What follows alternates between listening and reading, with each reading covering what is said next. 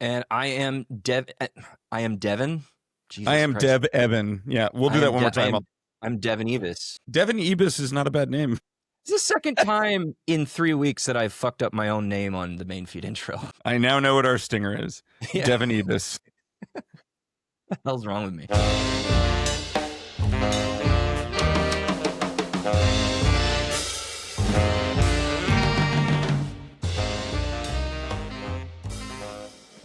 Hello and welcome to Expected Own Goals. I'll have one coffee to go edition. I am your host, Eric Morgan. And I am Evan Davis. Yes, we are back on main feed after an extended holiday break, driven mostly by the fact that the market's been moving a little bit slowly here in the NWSL hot stove, but that is no more. We've got a great deal of action to catch you up on, and not a moment too soon because some big news came across our transom just before we began recording. And so we've got two major U.S. women's national team transfers, one going one way and one going the other, that I think is going to lead off the show. So Lindsey Heaps going to Colorado. This is not super unexpected, I think. Although for me, for Heaps to jump now is maybe a little bit more of a surprise. No, I've been predicting this for a really long time. Yeah, you're not the only one. I mean, she said on Sam Coffey's podcast like a year ago, it's like, if Denver wants me, I'm going. I don't feel like I beat the odds on that one, but I think it does make a lot of sense for Lindsey Heaps, given that she doesn't actually have to join until the summer. And so she gets another bite at the Champions League and then gets to come home. I think that there was some speculation around whether she would potentially choose like San Diego as a destination based on her husband and his employment with San Diego, the men's team. And, you know, in this particular instance, I don't know, Lindsey Heaps has been basically living away from home since the end of high school. And, you know, she gets a chance to sort of be the face of a franchise in her home state, hometown-ish. And that's, I think, an opportunity that it would be very challenging for anyone to turn down. Yeah, it makes all the sense in the world. Expansion teams to help just create some marketing juice, to have a marquee player in their inaugural season. Alex Morgan, Kristen Press fall into this camp. Alex Morgan's done it twice, actually. She did it with Orlando back in 2016. Bay FC, obviously, with Azisato Shwala and Rachel Kundananji. And with also joining Janine Sonis. So now there are two high-profile players for their respective national teams who are Colorado born and bred. Joining the group is a real coup. Ali Watt, also from Colorado. Yeah, we're going to have a much longer conversation about the broader strategy of expansion roster building later on in the offseason. But certainly from a marketing perspective, this makes a ton of sense. On the field, I am curious. On the spectrum of Alex Morgan level impact to Kristen Press level impact in terms of on-field performance, where does this Lindsey Heaps acquisition land for you? Certainly leans more toward the Press end of things. I mean, she's going to be in her age 32 season and will have turned 32 by the time she shows up in Denver, or we should say centennial for these first 3 years of her contract. And what her role is going to be, how it's going to fit into Nick Cushing's plans, I think it's still a little bit of a black box. I mean, they've only signed 14 players, Denver. Some pundits are really wrapping them on the knuckles for that, given that preseason camps are opening now. And the season starts in 8.5 weeks. But also we're in this weird uncharted territory where expansion teams have never not had a draft of some kind from which to build their rosters. And so is it maybe so insane for Denver to have only also announced 14 signings? Remember, they probably have a lot more pretty close to confirmed that just haven't been announced yet. So don't hang Kurt Johnson by his own petard on that point yet, but among the 13 outfield players that they've signed, the median squad age is 29, which is the oldest in the league at the moment. Now, that's sample skew because it's such a small group. It's only 13 outfield players. But they are signing a lot of NWSL vets, whereas opposed to like Boston, where there's very little NWSL experience on that roster, despite it being much larger. Heaps just sort of underlines that, A, because she's a veteran more broadly, but also has many years of NWSL experience. Heaps is not the player that she once was. Is she being brought in to be a solid central midfield anchor, or is she being asked to be a primary creative node? If it's the former, I could see maybe a pathway to this being functional. If it's the latter, I worry, because she has not been very good in the attacking components of her game, either with Lyon against strong sides or with the U.S. in the last couple of years. I'm probably leaning a little bit more toward the Morgan side for this signing, if only because the spectrum that I offered didn't necessarily speak to high performance from Alex Morgan either. Alex Morgan sort of fell off a table in terms of her on-field contributions, having joined San Diego at roughly the same age as Lindsey Heaps will be joining Colorado. So while Kristen Press was like unavailable for long periods of time and decent in the minutes she could play, those are sub-affected. I think Lindsey Heaps stands a much better chance of putting up like Alex Morgan number minutes. And those minutes, I think, will have probably for the first season some very real value. But as we continue down the path and as she gets older, I think that the back end of this contract could look really bad, potentially. And it's not going to be a cheap contract, for sure. No, we don't know what it is yet. That will ultimately sort of determine how we view it. I think age 32, Lindsey Heaps is a player that could potentially have a nice little season in the NWSL. I think age 35, Lindsey Heaps, I have a lot more questions about. Now, granted, peak Lindsey Heaps is so much better than peak players at her age that even in sharp decline, I still think that there's a good player at age 32. Do I expect her to be even putting out like Jess Fishlock level numbers as she continues to decline? I don't know. And it's so much more about how she plays the game rather than her technical skill set. Like technically, Lindsey Heaps is a great player. What we've seen her diminish is her like desire to get after it and run. You might be underselling Alex Morgan's first season with San Diego a little bit. But I won't be surprised if Heaps has a great first season or like a good first season. Yeah. So in terms of longevity and in terms of production and maybe in that first year, a Morgan-like pathway is plausible, but you continue along the Morgan pathway, that means you are subject to diminishing returns very quickly. But then again, if Nick Cushing and Kurt Johnson's plan is slightly different for Heaps and they are going to ask her to do a little bit more linking and deeper progression, could that maybe be more to everyone's benefit? If she isn't willing to put in the graft, then maybe not. But I don't know. I genuinely don't know. What we can say is that in the 400 minutes in 2025, when she played against really strong sides, i.e. Barcelona, Chelsea, Bayern Munich, Arsenal, Manchester City, Lyon didn't play all of those teams, but in the 400 minutes where she did play against among that group, attacking-wise, she was very poor.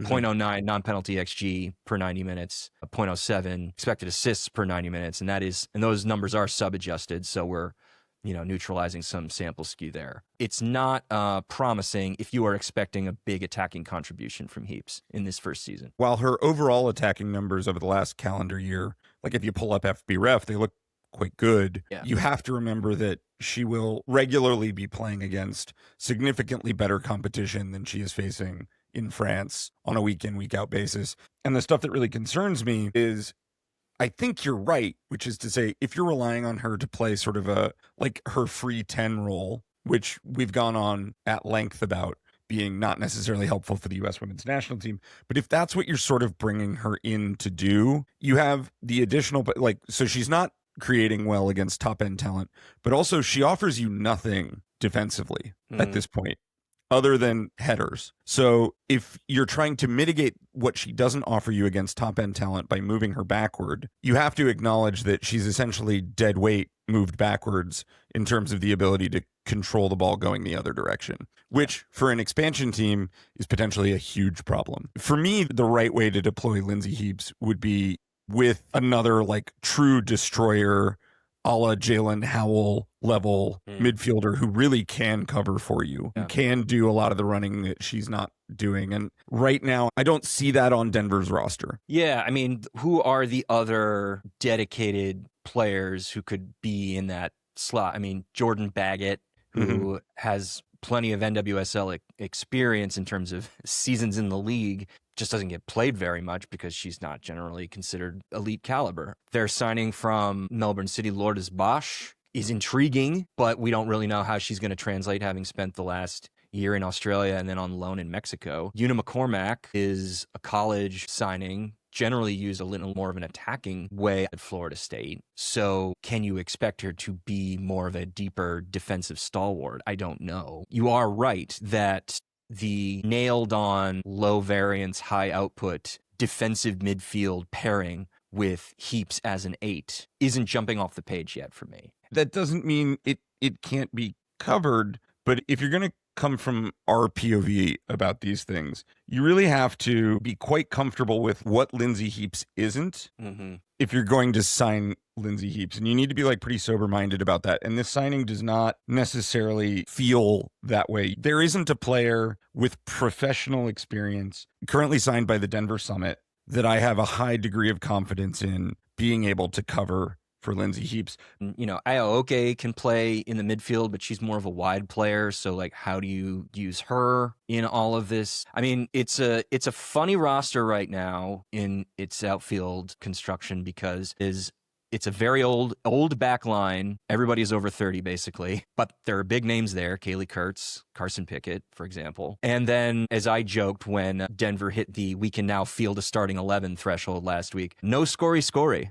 I don't know where the goals are coming from. There's a lot more to come from Denver. Of that, I am sure. And Lindsey Heaps again is a signing that's gonna put butts in seats. But how she functions in Denver's midfield right now is a little bit of a question mark, especially for what they're likely paying her for a 3.5-year deal. Yeah, and again, this could look good in 2026. I have very real reservations about how this will look in 2028.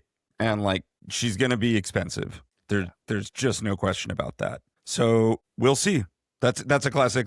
We'll see. And NWSL posted a highlight reel of Heaps from her MVP season in 2018. And my first thought was just like, that's a 24-year-old phenom.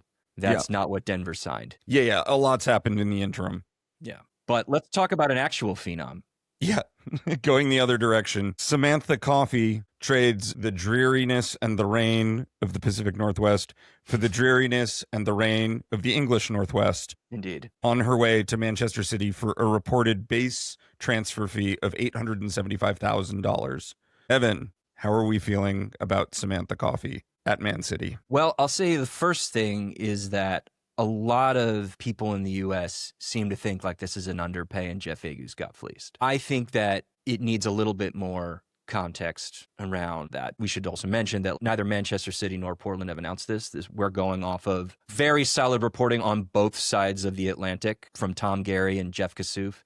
If they're both running the story, this is happening. But we should just say that neither clubs have confirmed this yet. Sam Coffey is the best defensive midfielder in the NWSL. She's the best American defensive midfielder.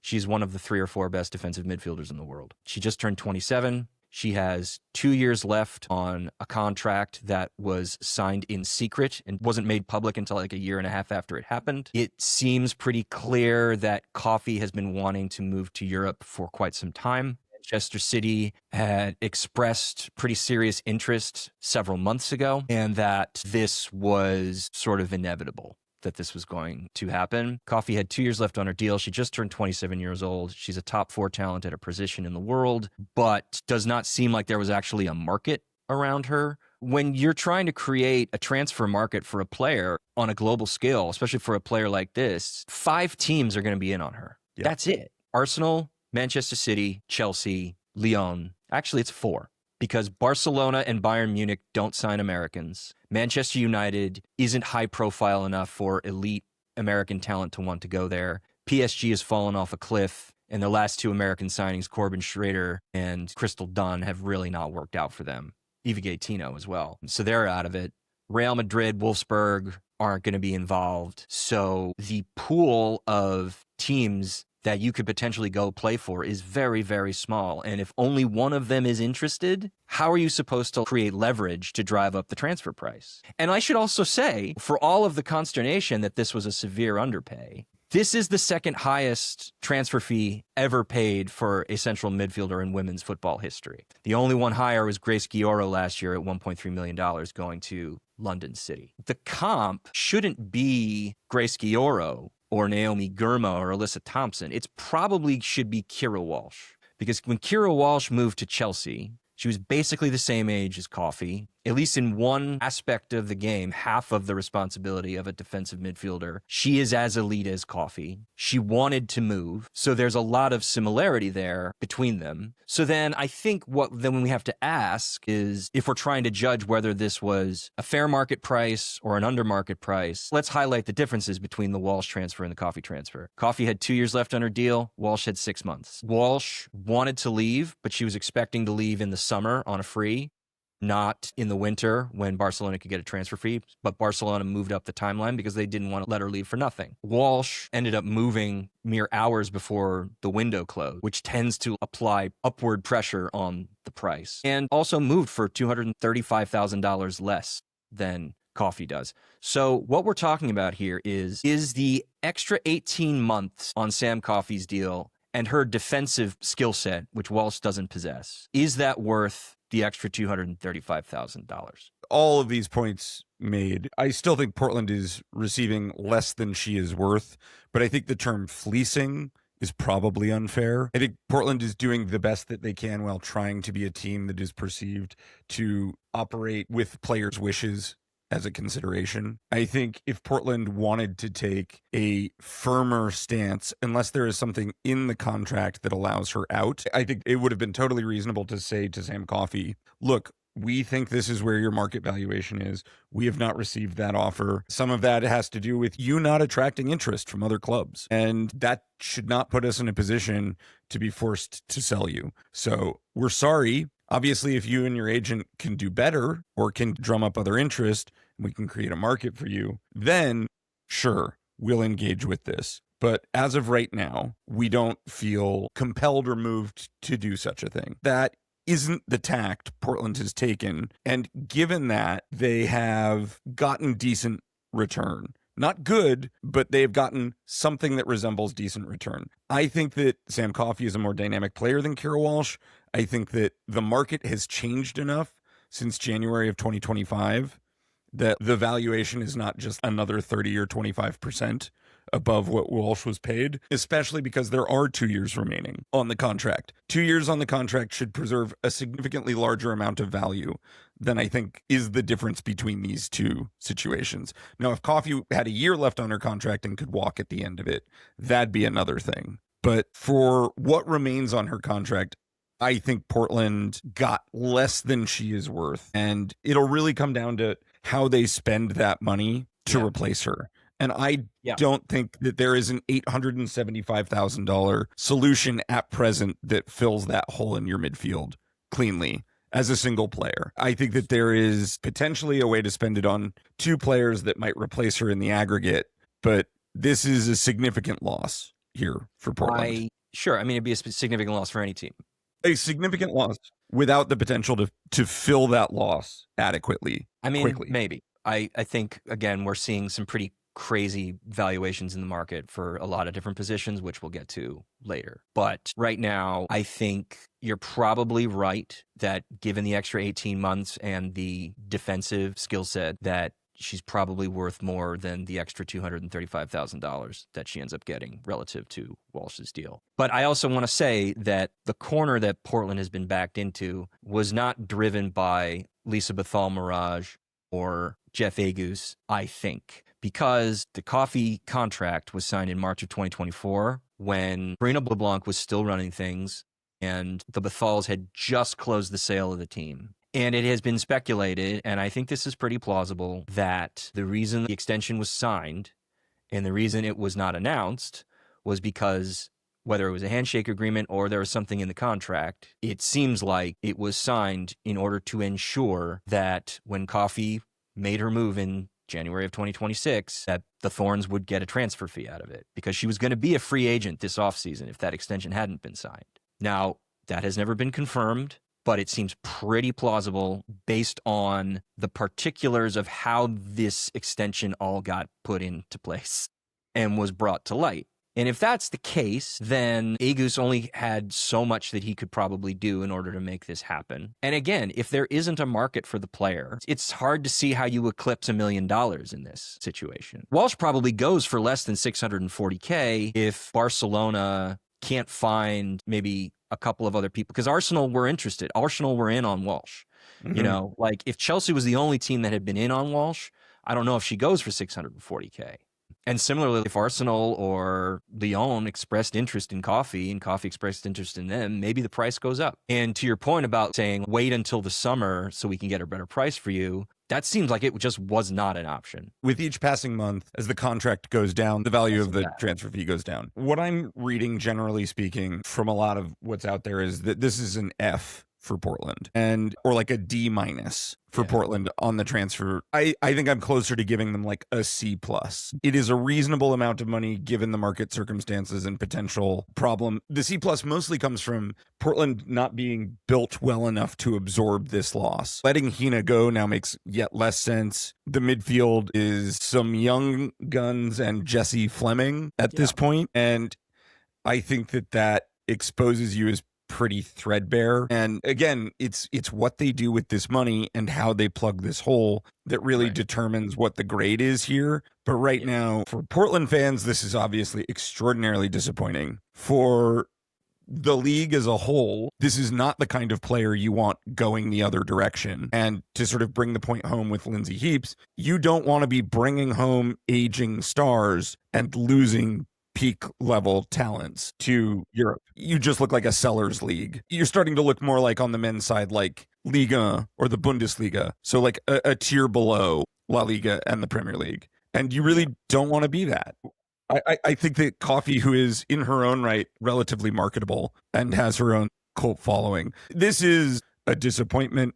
Some of it will be absorbed by the return of Sophia Wilson. Who knows how long she stays in Portland, but Portland has been in a slow decline, not a death spiral, but a slow decline for a couple of years. And this does not help change that tune.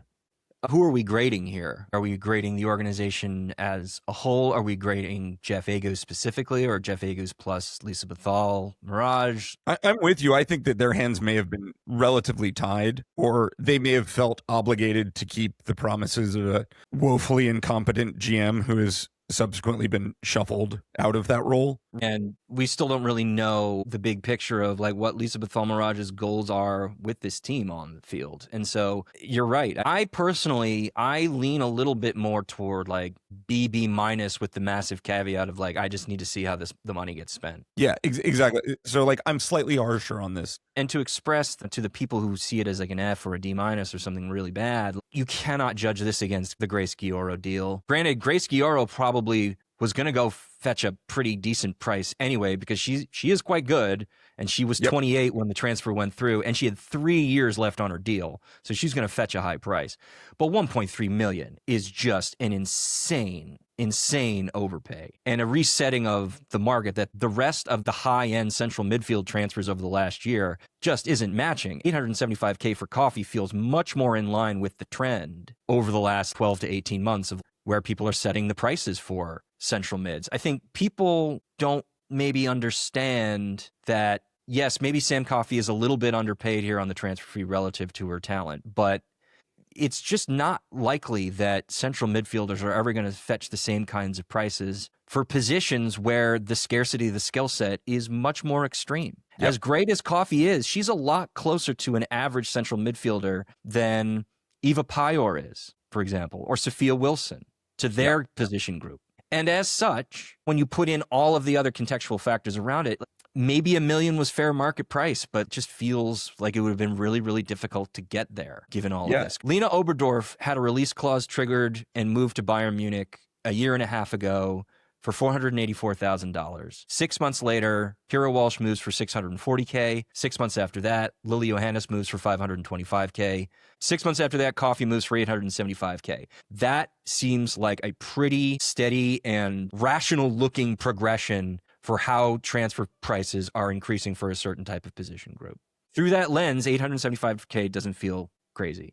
For all the reasons that you have stated, it is probably an underpay. But it is not so egregious an underpay that we need to like be burning Jeff Agoos in effigy. We will be able to assess what Jeff Agoos is or is not as a GM in time. Right now, it appears that the organization, the Portland Thorns, has done a decent job of identifying talent and bringing talent along. If you give me the choice of retaining Sophia Wilson or retaining Sam Coffey for your team, there's no question I would much rather keep Sophia Wilson because her talent is so much more singular and so much harder to replicate. Right now, if you needed to replace Sam Coffey, there are a handful of midfielders in the NWSL you could go out and get 80% of a Sam Coffey or replace Sam Coffey relatively in the aggregate. If Portland ends up figuring out how to go get Riley Jackson, maybe this looks okay and they solve a lot of problems. If they're not able to go either identify a college player that is like a Sam Coffey or bring someone along or acquire, then the concern is there. Yeah, but at the moment, you are looking at a central midfield pairing of Jesse Fleming and recent 21-year-old signing out of Stanford, Shea Harvey. If you think your scouting and analytics team is good enough to have maybe identified Harvey as someone who can grow into the kind of player that Coffey was, especially at Coffey's age, then maybe this pays out. And then you're getting cheaper and you're maintaining your level of talent. But if Harvey isn't that player, and in 2 months' time when we're doing our Thorns season preview, and it's still the central midfield pairing is going to be Fleming and Harvey, then that just makes Lisa Bethal-Mirage look like she told Jeff Agoos, get cheaper. And that's the only mandate. And if that's the case, then that's fucked. But we don't know the answer to that question yet. The red flag here for me is that Portland right now, in terms of roster construction, A, have a lot of players under contract, and B, very few of them are midfielders. I don't know what you are doing philosophically right now as the Portland Thorns continue to sign attackers or defenders and don't have a plan of action for the midfield. The question really becomes, where are you finding more midfielders, and can you quickly get someone in your system who is going to be required to play a lot of minutes next year?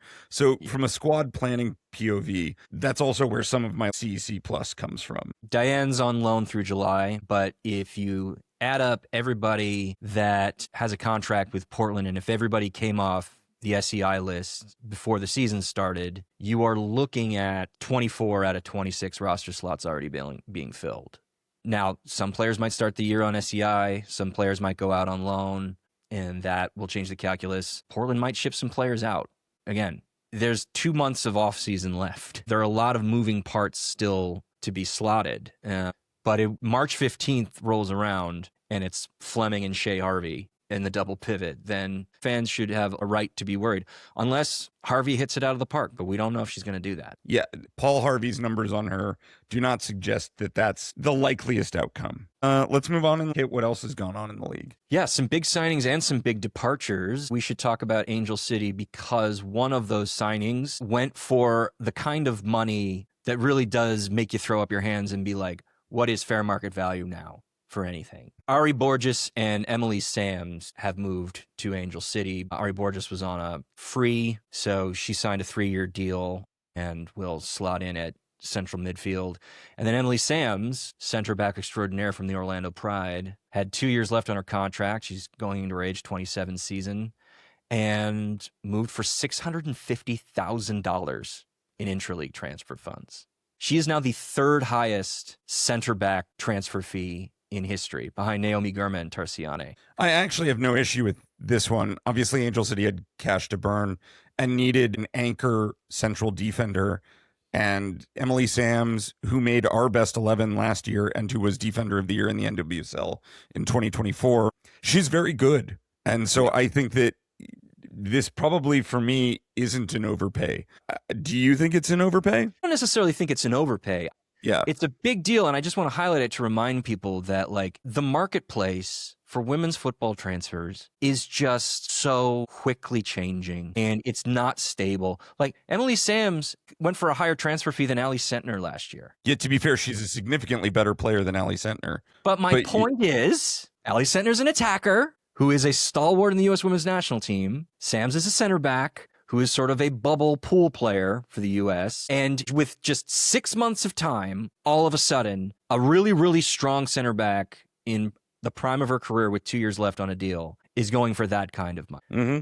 It's wild. So let's just all bear in mind how unstable these things are. But I think in terms of just the on-field quality and for the years, these are two great signings for Angel City. and two desperately needed signings. I mean, think about it. What is the one thing that Angel City has done worse than basically anybody else across the last 4 years, across multiple coaches, across multiple players? Getting hit on the break. Now you replace Madison Hammond with Ary Borges, and you have Hina Sugita there already. And Emily Sams is going to slot in next to Sarah Gordon or Savvy King, depending on Savvy King's status to be a full 90 player come the spring. The central spine of Angel City is all of a sudden looking quite steely. I don't know if I'd go as far as quite steely, because I don't necessarily rate Ary Borges particularly highly. What I rate her ability to do is to get yellow cards in transition. And I suspect she will do plenty of that along with Macy Hodge. So Emily Sams, who isn't like the fleetest of foot defender, does allow, I think, Sarah Gordon to sort of play the front-footed role while also sitting back and defending well. Yeah. So, which is not something Megan Reed could really do. Yeah. As far as upgrades are concerned, I don't know if I think that Ary Borges is a massive upgrade over Madison Hammond, but I think as a free agent, that you can just sign, there's not a lot of downside. All right. If you don't love the profile, you now have 4 options to choose from. Yeah. That's what I like about it. So, like, it's just that Ary Borges is available. She's the right age. If you feel like you can harness her skill set and really make it work for your system, I don't mind that. That's a decision I am sure that Parsons and Alex Strauss thought long and hard about, and they certainly have enough tape on her to make that call. With Emily Sams, I think that it's possible, given how unstable the market is, as you say, that Emily Sams will look like a steal by the end of this. Because she is one of, if not the best, defensive-minded defender in the league. I mean, she has been so good at Orlando. And I guess we'll really find out whether that's system or whether that's individual at Angel City. But having watched a lot of her, I think her total ability, her dynamism is exactly what Angel City has been without. And she will make whoever she is partnered with also a better defender. Yeah. I mean, among center backs who've logged at least 3,000 minutes over the last 2 seasons, she comes in 4th by 0.01 value in defensive net G plus per 96. Now, when you talk about is it system, it's very interesting that basically all of that value comes from off-ball defending. And we know the difficulties in trying to measure that properly, especially knowing just how system-oriented Orlando's defensive approach was the last couple of years. But that being said, she's always struck me as a very intelligent player. Strauss certainly thinks of himself that with a full offseason, he can actually drill a system that she'd be effective in over an offseason. She'll be a fit, at the very least, as you say, gives you athletic cover when Gordon wants to go roaming. Well, it's not athletic because I don't think of her as like hyper athletic, but her positioning is so good. Yeah, sure. Consistently. She is not the person who's going to like beat a striker back and take the ball off of them, but she is a person who will fill space. What I guess I also meant was that, like, Megan Reed not only didn't have the positional discipline to handle that responsibility, but there is some level of athleticism that you need in order to be able to read those kinds of counterattacks dangers as they occur in real time. And Sam's got a little bit more juice in that respect. As of right now, of all the big to medium-sized names that have been signed in the NWSL this offseason, Emily Sams is the biggest upgrade over the prior starter that any team has made. And they paid for it, but I think that will come to look like really good money. All right. Now let's talk about the goalkeepers. 2 teams that quickly, suddenly, basically through their own fault, had very serious goalkeeper need. The worst kept secret in the offseason was that Casey Murphy was going to move to Boston, which was going to leave a hole at the number 1. And then San Diego, Didi Haricic is a free agent, and Kailen Sheridan, quite suddenly, before the new year, went through a mutual contract termination that the way that she and her wife wrote about it on social media sounded like they didn't have a lot of say in it. Now, I don't know how to parse that because it was a mutual termination. It wasn't just a straight buyout. But regardless, the moment that happened, everyone was like, oh, she's signing with the Courage. And a few days later, that was indeed announced. And so she is moving there on a 2-year deal. Sheridan lands at a team where I think she's probably a pretty good fit. Yep, agreed. And then San Diego, who had 0 goalkeepers on their roster, just an hour ago signed the 24-year-old Leah Freeman, who was a midseason injury replacement 3rd keeper for Bay FC coming out of Duke last year, going into her age 24 season. So she just joined on a 1-year deal with the wave. Much like the situation with the Portland Thorns midfield, if in 2 months San Diego gets a legitimate number one, great. If in 2 months Leah Freeman is your number one, I'm a little bit concerned. If Leah Freeman is the number one come the first day of the season, many teams in the league will have a better number two. It is shocking that Kailen Sheridan and San Diego have fallen out. I don't know how much of that has to do with the pure chaos that has been San Diego's front office for a period of time. USWNT seems to have papered over a lot of the cracks last year, but we should not feel like San Diego is figured it all out just based on a decent season and overperformance. And the reason that people are willing to really glom onto the narrative that Sheridan was forced out at the last minute with completely unexpected and not really that mutual set of terms is because Camille Ashton is the GM. And she had a reputation for doing this back in an era when players didn't have no trade clauses in their contract. This was a thing that Ashton did in Kansas City a lot. And it came out through players discussing big, shocking trades. I didn't want to get traded. She just traded me. What's funny here about this deal to me is like Kailen Sheridan had one of her worst seasons as a pro last year, which is to say she's always been an above average keeper. She was merely an average keeper last year. That will still be a sizable improvement over what Casey Murphy offered North Carolina last year. So can San Diego find a league average starter so that they can essentially replicate the Kailen Sheridan experience under USWNT? Yeah, I think they actually can, but can they do better than that? That'll be hard.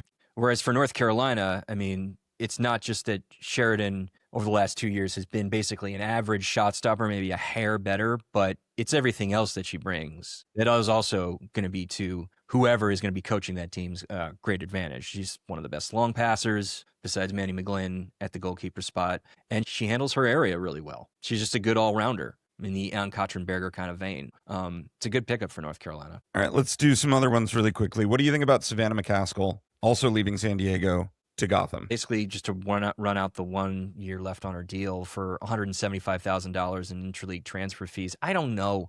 I don't see the fit at Gotham, to be perfectly honest, except as a depth piece. And then the question is $175K the right money for midfield depth?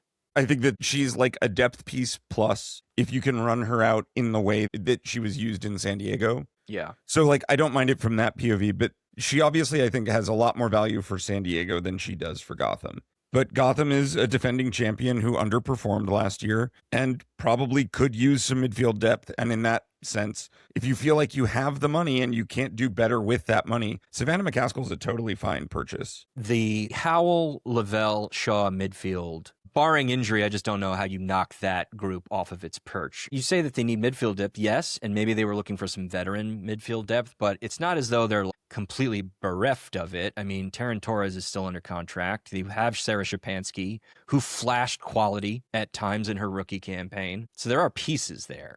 And I would rather have right now McCaskill than Taryn Torres. Maybe I would rather have McCaskill for next year, not long term, more than I'd rather have Sarah Shapansky, who I think still has like elements of her game that need polishing, that need to be grown into. Gotham make a lot of, I think, generally speaking, pretty shrewd signings and know what they are. You know, if you want to go back and listen to our conversation with the Eli Elbogen West, I think that this is very in line with the kind of signing she likes making. Savannah McCaskill, who adapted really well in San Diego from how she had been used in Angel City, looks like the kind of player who would understand her role and could potentially benefit from, you know, putting up 1,200 minutes in this system through a mix of rotation and coming off the bench. So I like it for that. For me, it's just, is $175K the right price for that kind of a player and that kind of a role? And it might be. Again, the way that the market moves so quickly and so unstably, like you said last year about the Sentner things, like that might actually look like good business in a year's time, just based on how transfer fee prices are changing. So maybe $175K just is the going rate for a 29-year-old central mid with a year left, where you need her to plug injury holes and come off the bench late in games. Maybe that's the right call. Speaking of another player who went for similar money, Janine Sonis to Denver for $120K. That feels right to me. She had 3 years left. She's going into her age 31 season.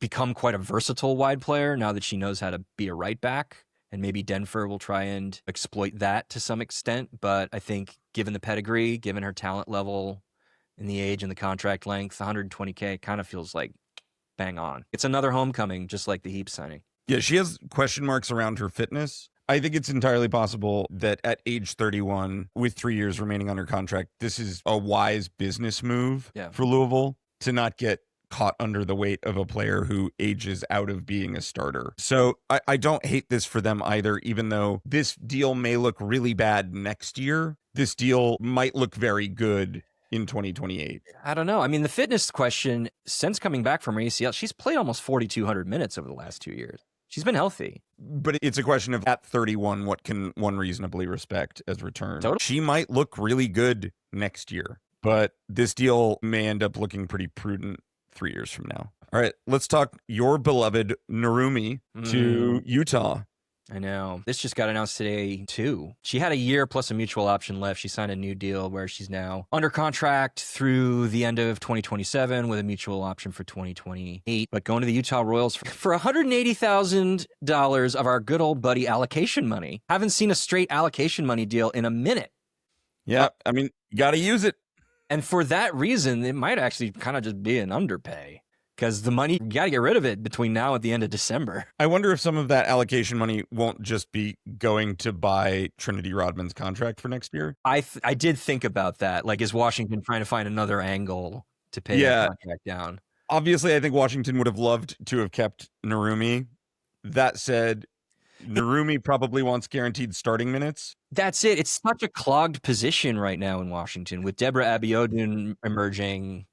Narumi, who made your best 11, put together a really solid season, but toward the end of it, Lacey Santos really upped her defensive effort. And if that's what you're going to get out of Lacey Santos, Narumi became a little bit surplus to... Yeah, that's just it. I mean, you look at the depth chart. Andy Sullivan might be coming back from ACL recovery / family leave. So there's that. You have Rebe Bernal, who obviously can play center back or defensive mid. You've got Santos, as you mentioned, in more of an 8 role with defensive responsibility. And then you have Hal Hirschfeld and Deborah Abiodun. That's just a lot of pretty solid starting caliber NWSL talent. And a lot of it that's younger. Yeah, and Narumi's only going into her age 29 season, so she's not like ancient. And it probably might feel a little weird because she just moved in the trade from North Carolina a year ago. But I think that's exactly right. Like, get starting minutes, and Washington get a nice chunk of change for her. And now Utah, what a weird lineup. They have been very active early in the window here. From Utah, I like this as a signing, generally speaking. Oh yeah. I completely agree, especially with Claudia Zornoza retiring. Where were you going to get any kind of solidity in the center of the park? And Narumi is a decent bargain purchase for a club that has seemed incapable of controlling games. She's going to do a lot for that team. Much like Angel City, this is a very, very big problem with Utah, just getting hit on the break a lot. Alex Loera tore another ACL again. So who knows if you get anything out of her in 2026. And beyond that, you didn't have any liable tested options. And so like maybe Ani Tejada moves out of central defense. You go and sign Madison Hammond, which is like, all right, you've got good NWSL minutes there, but we also know that Madison Hammond isn't the answer to that question. Narumi answers the question. Let's talk Quincy McMahon to Louisville. This is so weird. I had to reach out to Louisville's spokesperson to get some confirmation and clarification on what the hell this deal means. But Quincy McMahon, the player who would have been like a top 3, top 5 first-round draft pick had the draft been in place last year, got signed by San Diego, didn't play very much due to injury, moves to Racing Louisville for $25,000 in funded allocation money, $25,000 in unfunded allocation money, plus an international roster spot for 2026 and 2027. If you, like everybody else on the planet, were wondering what the fuck funded and allocation money is, it basically harkens back to the way that allocation money worked before 2023, where to be funded meant that you were formally purchasing allocation money from the league, and then unfunded money meant allocation money that you basically could have used but didn't formally purchase from the league. Now, before 2023, the ability to purchase allocation money was going to wind down by the end of that season. So before the season started, they were like, it's all the same thing now. So there's never been this distinction. Apparently, according to Racing Louisville, they might be the only club, or at worst, one of the only clubs, who had unfunded allocation money left over from before 2023 to spend. And so that is how they are using their allocation cash. They're cashing in on this unused, unfunded allocation money from like 2022 to make this deal happen. It's very, very weird. But in terms of on-field stuff, 23-year-old fullback or wide attacking force, you just lost Janine Sonis. There's a need to fill. Makes sense. Yeah, highly rated out of college, didn't get a lot of minutes, worth the flyer and not expensive. This feels like a pretty traditional Louisville-style move. Oh, it's a very Louisville move. It's a very Louisville-style move. It's got a touch of the football manager about it, and I'm fine with it. I think it's probably a good play. Let's talk international departures. We covered Coffey. We still have to talk about Hanna Lundqvist and Bia. The Bia thing was sort of known that it seemed like it was going to happen. It just got confirmed. What was a little bit surprising to discover with her moving on a free is that there was apparently like a real serious market for her. According to reporting, Gotham, Barcelona, and Kansas City all put in offers. And what does that really mean? How serious were those offers? Again, the chatter had been that like Bia just wanted to go home. There had been some rumor or speculation that Kansas City was playing the cheapskate and just didn't want to pay Bia. Knowing what we know now, that feels a little bit less true. But again, we just don't know how serious the offers from those other organizations were and like what it would have cost to tear Bia away from going home. Yeah. Don't know. Bia, obviously, you know, when healthy, a very talented player. There seem like a lot of elements at play here. I don't mind Kansas City parting with her just from a long-term planning POV. Yeah, she's going into her age 32 season, so something to be mindful of. This is now the fourth time she's going to play for Palmeiras. Something like that, yeah. Yeah.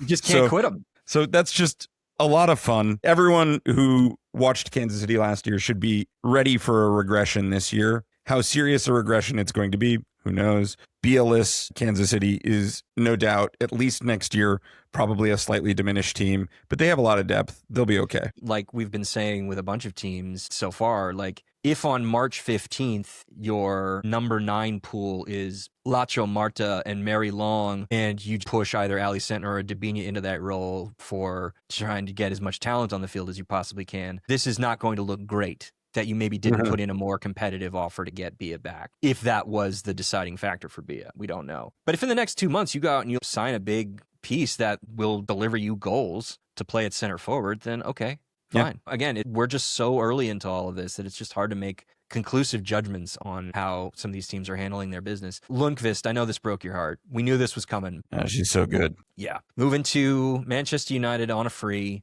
It had been speculated for quite a while, but it got confirmed over the holiday break. One of the best all-around fullbacks over the last couple of years, particularly defensively. She's just been a really, really strong piece. I mean, love this for Man United, no question. If you were looking to sign one of the best U25 fullbacks in the world, you went out and did it. So there's that. Maybe this is where cap stuff might come into play because United could pay her more. Or it could be that she just wanted a shorter flight home to Sweden.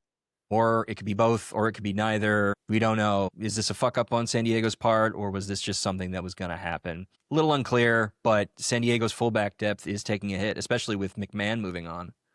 All right. You want to pour one out for Seattle getting younger by departure? Nana Maria Chernogorcevic and Ji So-yeon are moving on. They're both going to be in their age 35 seasons, and they're both going back to be closer to home and to ride out their waning years in a less competitive environment, with Chernogorcevic going to France and joining Strasbourg, and Ji So-yeon returning to South Korea. Which it was a surprise when she moved to Seattle in the first place. Yeah, she had been in South Korea after leaving Chelsea, and we thought, all right, she's moving into her dotage phase. Yeah, it just kind of didn't work out with G and with Chernogorcevic. Did we want to cover Ella Stevens to Boston? Yeah, we can talk about Ella Stevens to Boston. This is the first veteran, high-quality attacker that they've signed. That's sort of why I wanted to talk about it. It's a good pickup, in my opinion. Yeah, on a team full of question marks and full of potential, this is one where you can say, okay, this is a bona fide, legitimate, above-average pro. People feel pretty confident about what Amanda Gutierrez is going to do. Mm-hmm. And I don't think they're totally wrong. We just need to see it. But otherwise, you have Bianca St. George, You have Aissata Traore coming over from Fleury, Sammy Smith joining from the Icelandic League, Barbara Olivieri, Chloe Ricketts coming over from Houston and Washington last year, a young Ugandan, Fozia Najemba, played for Dinamo Moscow. This is just a very inexperienced attacking group. So Stevens is going to be incredibly valuable in that respect. I feel like people are rating Boston's offseason more highly than Denver's, but that just feels like it's because there's been more of it. There's just more offseason from them. I don't love this lineup yet. We'll get into this when we just talk expansion sides.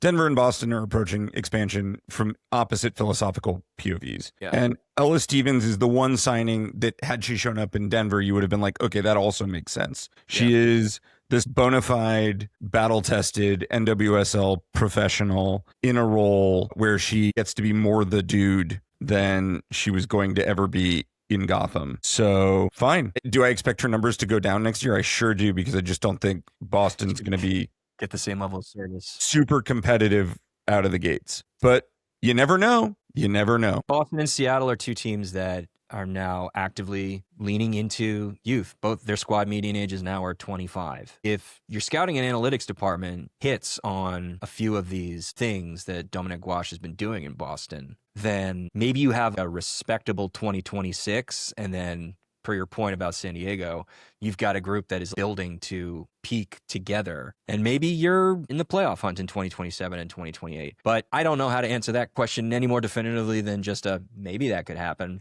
We have another 2 months to figure that out about how we feel about Boston. Evan, you want to take us out for now?